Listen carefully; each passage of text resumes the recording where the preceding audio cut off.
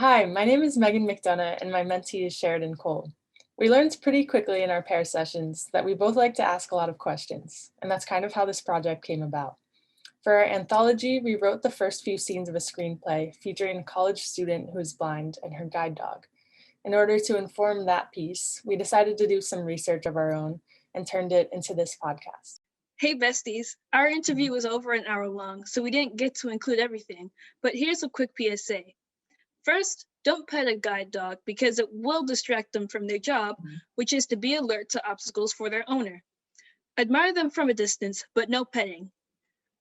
2, treat a guide dog pair like you would anyone. If they need your help, they'll ask. Enjoy the podcast.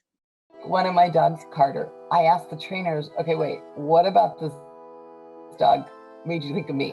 And remember, I was already working there. So they said, well, he's tall, blonde, and he's goofy. Okay. Hello, I'm Sheridan.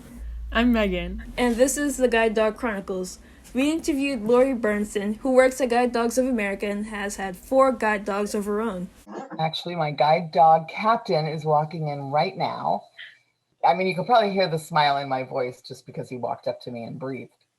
But it's really about not so much the person being happy, but the dog and the person being happy. It's kind of like a dance. You know, the dog knows what to do, the guide.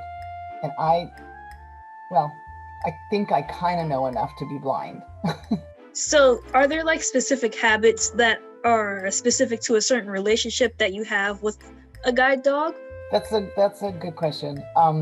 They're all trained pretty much the same. It's more like our groove or like our routine that we kind of get in with together. Nigel was pretty chill, and Nigel was like a machine. Carter was so beautifully out of his mind that he was goofy. And then Edward, I only had for a short time because Edward, I don't think Edward really wanted the job. I think Edward wanted a part-time job. Captain is like a little boy in school with his knee socks up and his little bow tie. The dogs that become guide dogs, they do it because they choose to. Because if they don't really like the job, that'll show up in training. Mm-hmm. And then we know, all right, we're not going to push this dog any further.